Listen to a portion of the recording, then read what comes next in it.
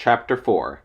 Ow! Chris screamed and raised her hand to her cheek, which was bright red. She stepped back. Stop it, Lindy! That hurt!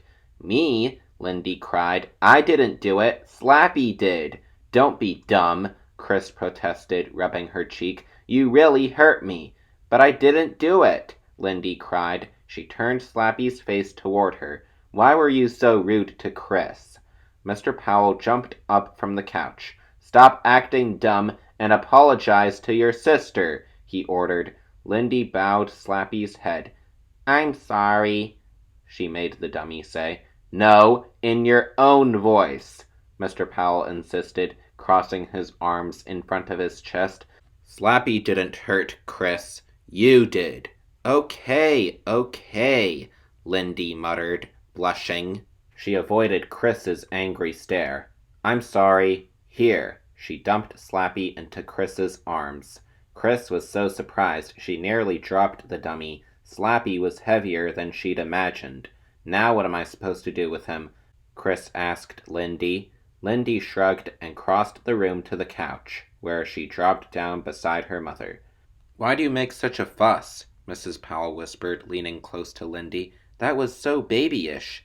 Lindy blushed. Slappy is mine. Why can't something be mine for once? Sometimes you girls are so nice to each other, and sometimes, Mrs. Powell's voice trailed off. Mr. Powell took a seat on the padded arm of the chair across the room. How do I make his mouth work? Chris asked, tilting the dummy upside down to examine its back. There's a string in his back, inside the slit of his jacket, Lindy told her grudgingly. You just pull it.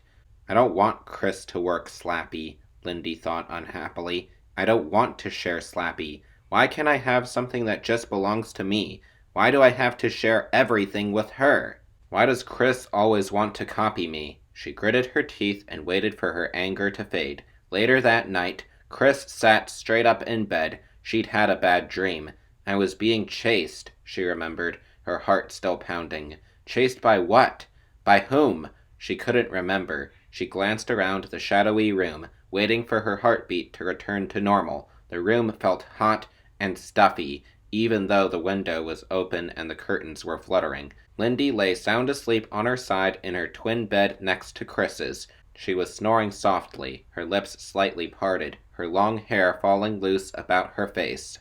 Chris glanced at the clock radio on the bedside table between the two twin beds. It was nearly 3 a.m. Even though she was now wide awake, the nightmare wouldn't completely fade away. She still felt uncomfortable, a little frightened, as if she were still being chased by someone, or something. The back of her neck felt hot and prickly. She turned and fluffed up her pillow, propping it higher on the headboard. As she lay back on it, something caught her eye. Someone sitting in the chair in front of the bedroom window. Someone staring at her. After a sharp intake of breath, she realized it was Slappy. Yellow moonlight poured over him, making his staring eyes glow. He was sitting up in the chair, tilted to the right at a slight angle, one arm resting on the slender arm of the chair, his mouth locked in a wide, mocking grin. His eyes seemed to be staring right at Chris. Chris stared back, studying the dummy's expression in the eerie yellow moonlight. Then, without thinking, without even realizing what she was doing, she climbed slightly out of bed. Her foot got tangled in the bedsheet, and she nearly tripped. Kicking the sheet away, she made her way quickly across the room to the window. Slappy stared up at her as her shadow fell over him. His grin seemed to grow wider as Chris leaned closer. A gust of wind made the soft curtains flutter against her face. Chris pushed them away and peered down at the dummy's painted head. She reached a hand out and rubbed his wooden hair shining in the moonlight. His head felt warm, warmer than she'd imagined. Chris quickly jerked her hand away.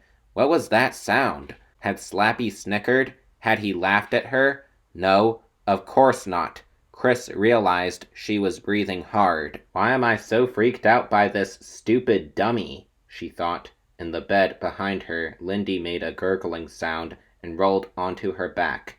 Chris stared hard into Slappy's big eyes. gleaming in the light from the window. She waited for him to blink, or to roll his eyes from side to side. She suddenly felt foolish. He's just a stupid wooden dummy, she told herself. She reached out and pushed him over. The stiff body swung to the side. The hard head made a soft clonk as it hit the wooden arm of the chair. Chris stared down at him, feeling strangely satisfied, as if she'd somehow taught him a lesson. The curtains rustled against her face again. She pushed them away. Feeling sleepy, she started back to bed. She had only gone one step when Slappy reached up and grabbed her wrist.